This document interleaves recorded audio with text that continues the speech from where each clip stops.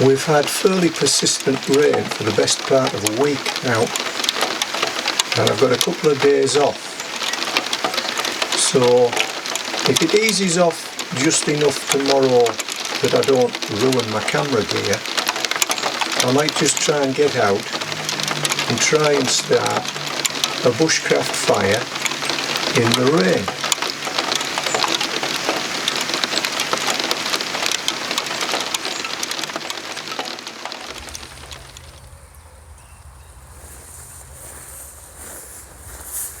I wanted to do this video yesterday, fire starting in the rain, but unfortunately the sun came out, so I couldn't do it.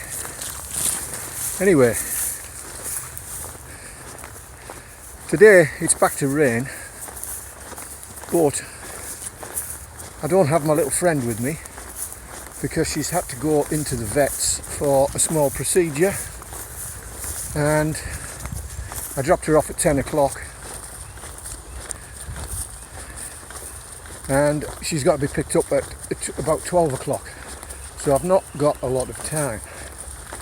So it'll be a bit of a rush job, this one, and it's a shame, although I don't know how long she would have sat in one place in the rain, but this isn't too far from home, about 10 minutes walk, and it's a nice area.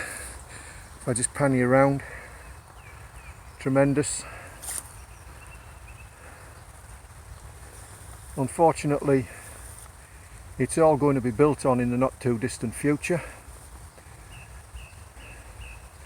so I'm just getting as much use of it as I can before it becomes yet another housing estate.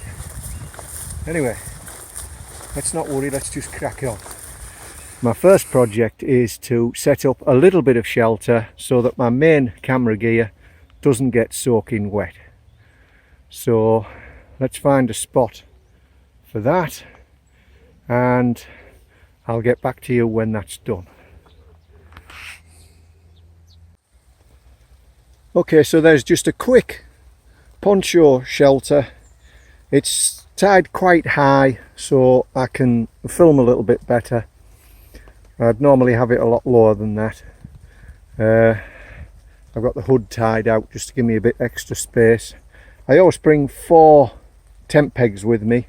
I've used 2 to stake down the bottom corners of the poncho, and then the top corners are just tied with quick release knots between these 2 birch trees, and this is just to give me a little base, somewhere to get the fire going out of the main blobs of rain so it doesn't put the little flames out, and it gives me somewhere to bring material back to. I've got a tiny little piece of tarp on the floor there. Maybe I should drag that under a little bit more so it doesn't get wet. But now I'm going to go and look for materials to start my little fire in the rain, and straight away I can see one material. I might put the big camera on for that because it's very close. I don't think you can catch it in this camera, but in the background there on the ground is a piece of birch, and there's the stump of the birch that it's fallen off of. So I'm hoping it is in fact dead. In fact, let's just go over. It is in fact dead, fungus. So this is birch polypore fungus, and there's a good bit of material on the ground there. Obviously that birch bark's going to be wet, but wet birch bark will still burn. So let's start with that as our first material.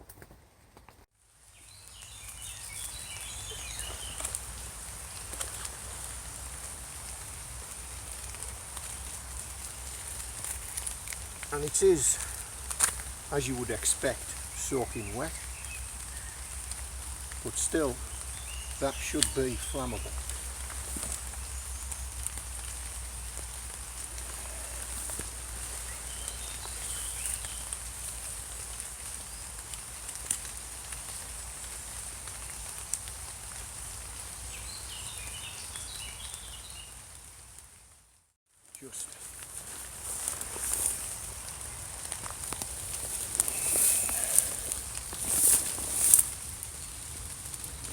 just there, and I'm going to have a look around because there are some evergreens in the area, and evergreens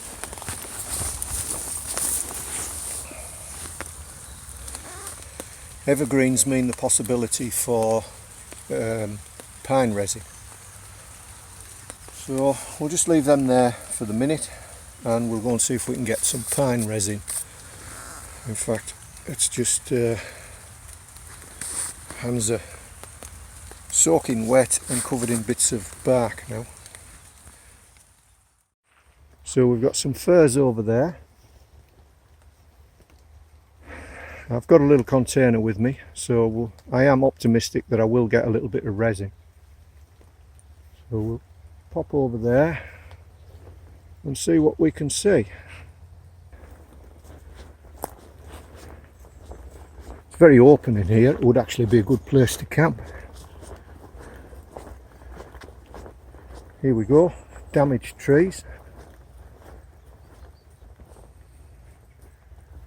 And I'm sure we can get a little bit of resin off these.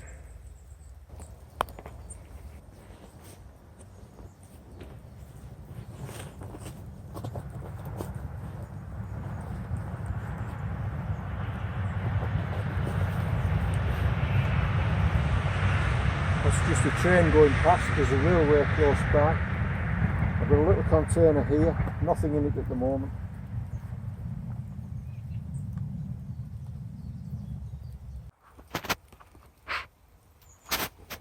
Okay, this tree has been badly damaged by fire, as of most of them in here. But you can see that resin there. So that's a big clump of resin.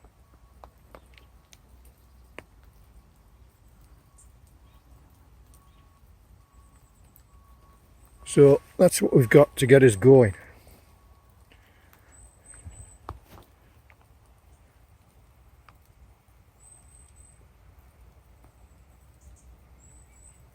So I don't knock the whole lot off.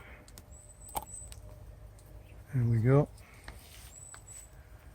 Right, I'll collect just a little bit more and then we'll have enough to really get us going.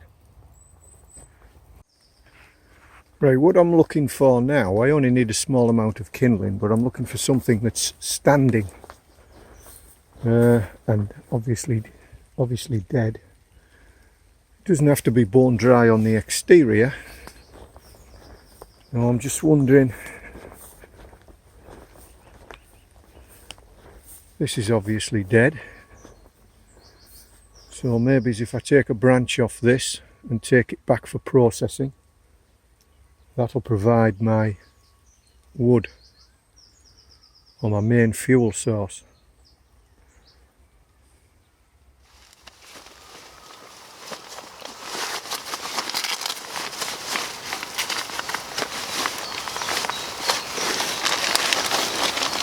Right, so far then I've got my pot of resin.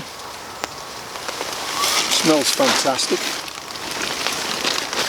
I've got my birch bark, which is wet, soaking wet. The rain is actually easing now. And I've got my fuel here, which needs sawing and splitting down.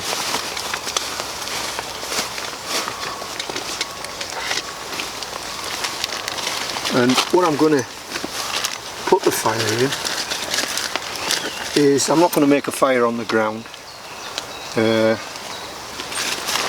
I make too much smoke, and as I said, this is a public area and it would be a bigger fire than I needed if it was not contained. So what I'm actually going to do is I'm just going to use the Crusader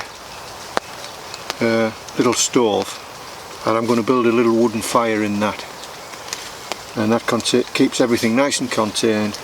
My Crusader cup will just go on top of that, and I won't need a lot of fuel. It's not a fire for heat, it's a fire just to demonstrate I can get a fire going in the rain, and just to put a brew on.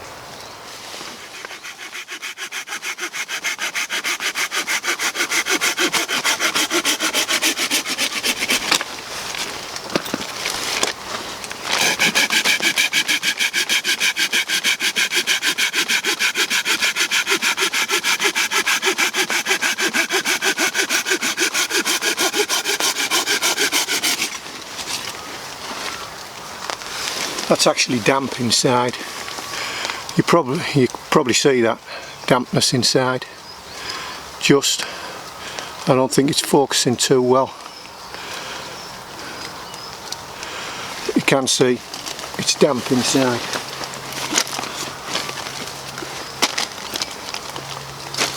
That whole section's, it's been raining for days, I'm not surprised.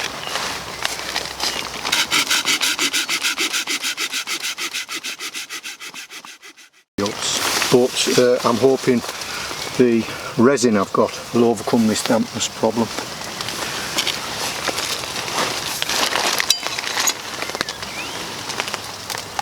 I have got plenty of resin.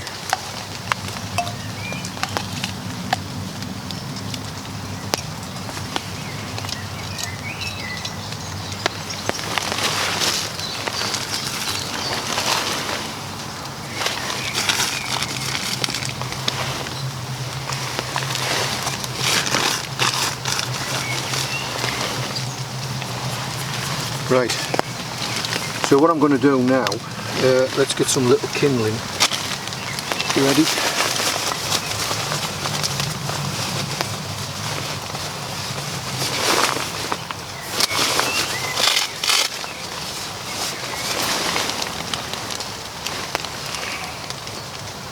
Take it off the dry side.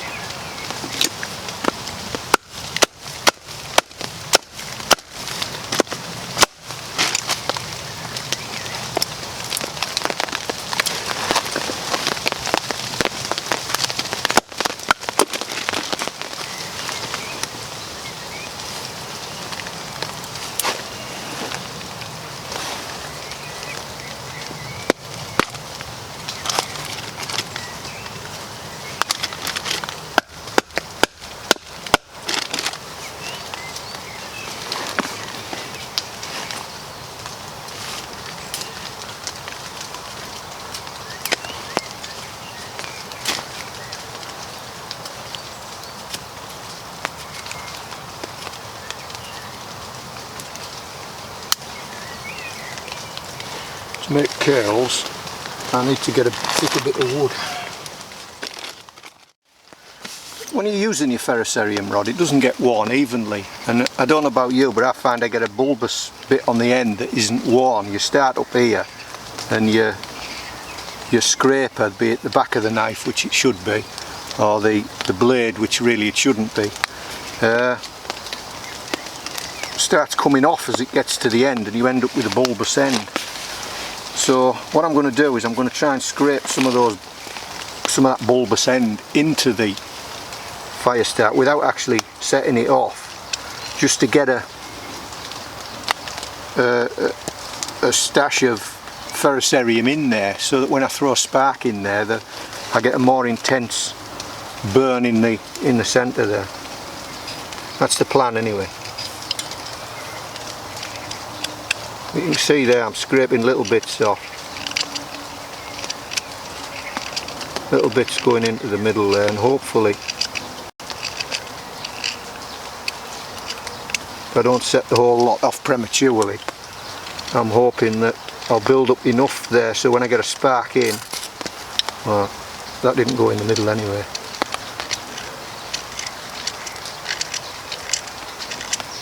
I'm hoping that'll be enough.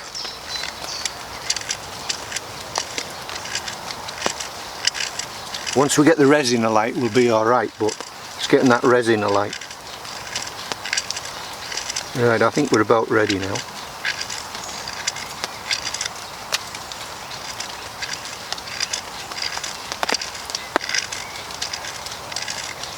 So that's a lot of material I've put in there, and that's wearing my rod down, but you know, I could stand there going preferably with the back of the knife, though I know the back of this knife needs squaring off a bit.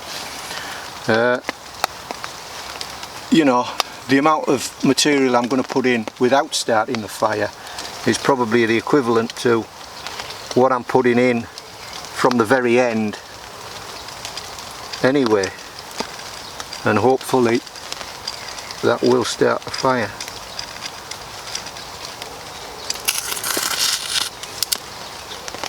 Alright, give it a shot.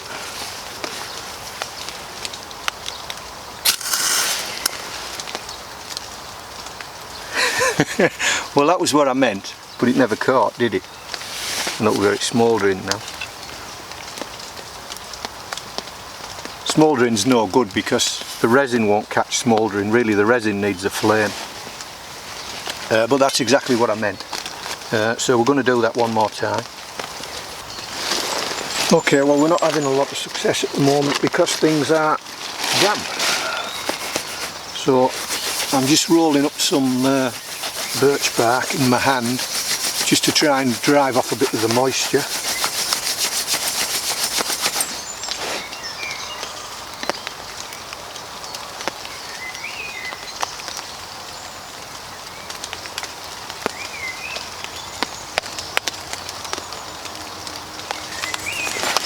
And I'm going to do the same again.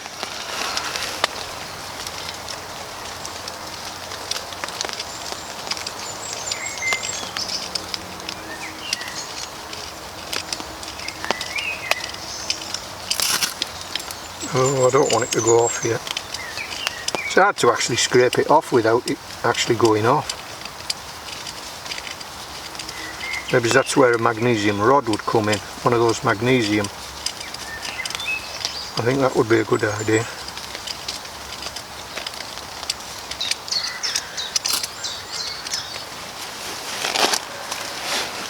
Just going to take a piece of birch bark in my hand and try and get as much water off of it as I can.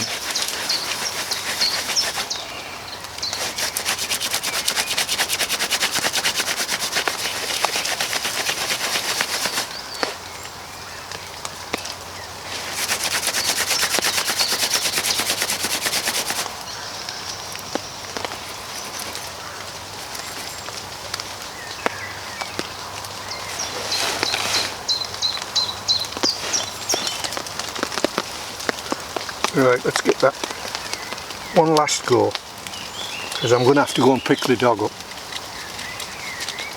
The dog is the most important thing.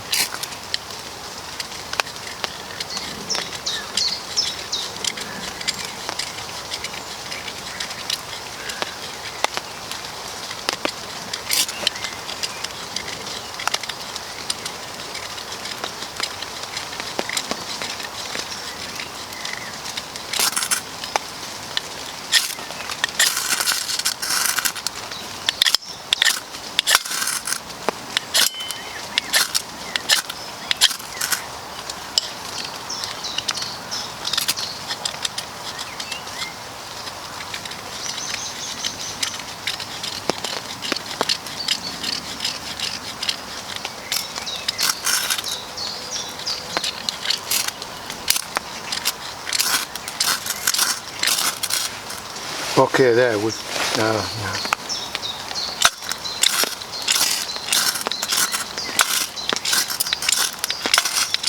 You are going to go, you are going to go. Once we get that resin going, we can get that resin going, we're away. I think the resin's starting to bubble. The resin's starting to bubble. This is why you need a shelter. The flame is so small at the moment. But we've got the...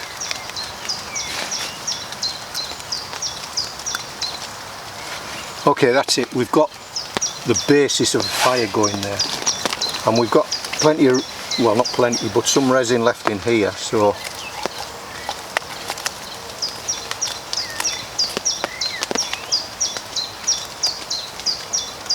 I'm really just experimenting. So I'm going to have to move it off this polythene in a minute. But, that's covered in resin. Okay. That resin.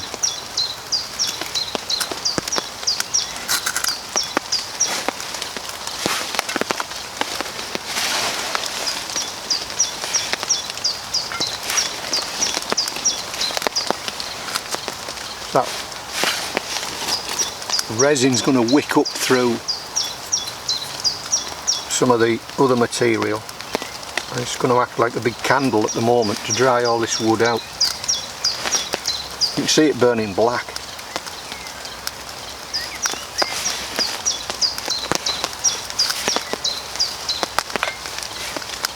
Oh no! Smothered it with wet birch bark.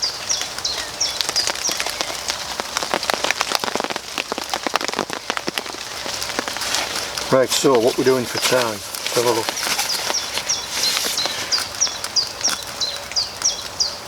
11:25, I'm going to have to think about packing up now.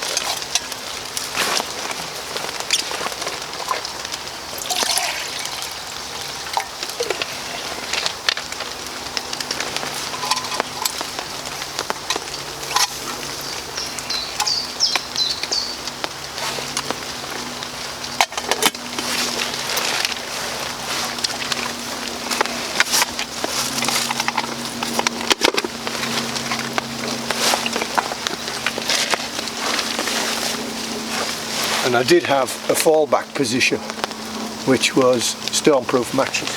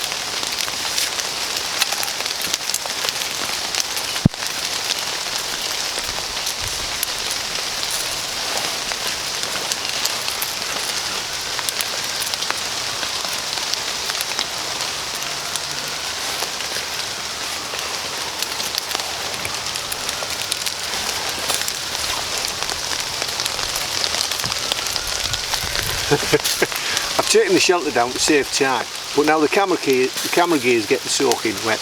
I'm getting soaking wet. But I'm going to have to go because there's time to pick the dog up, or it will be by the time I get back. It'll take me another 15-20 minutes to get back home, and it's 11:30 now.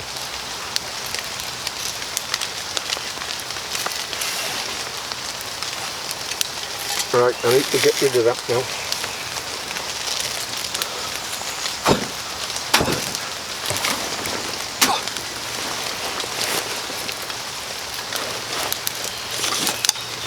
Emergency measures and all that.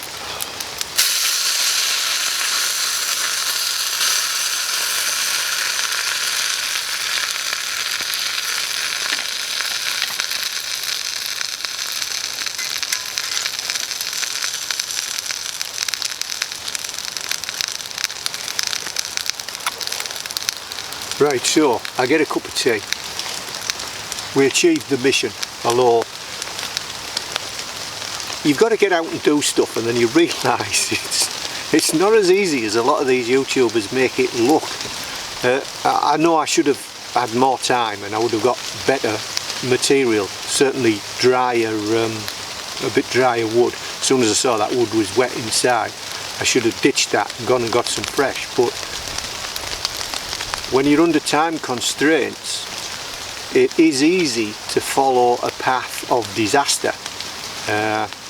And it's only by doing stuff that you really appreciate the errors, and it's only by failing that you realise the errors or remember the ways not to do it. I mean, we got there in the end, and that's purely because I knew if I could get that resin alight, I knew that resin would do it, because it should not be underestimated, pine resin. It's absolutely fantastic stuff.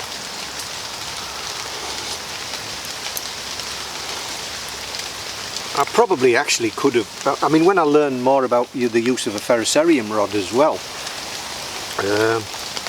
I'll probably be more confident in just, you know, not faffing about, just throwing off, because you can, with the blade, you can throw off some real big fiery chunks, and I think those big fiery chunks probably would have got the stuff started.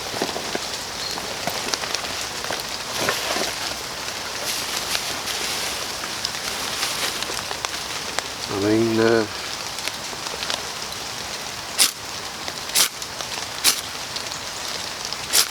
if you really put some effort in, there's some real fireballs that come off there.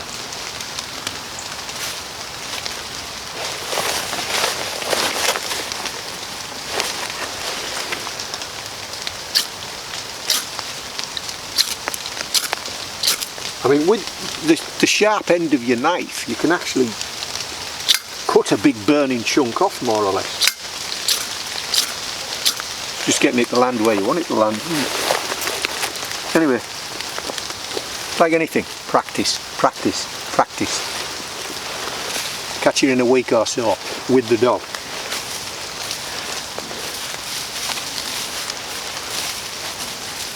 And the rain, it's not such a bad thing, is it? Especially when it's warm.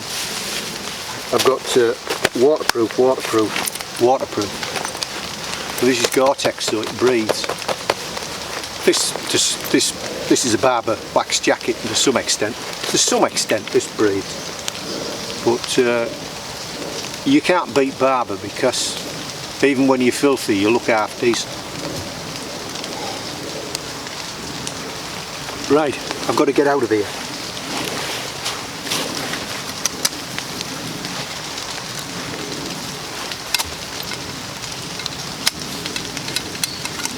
So I'll dry that out. A lot of that will be resin in the bottom of there.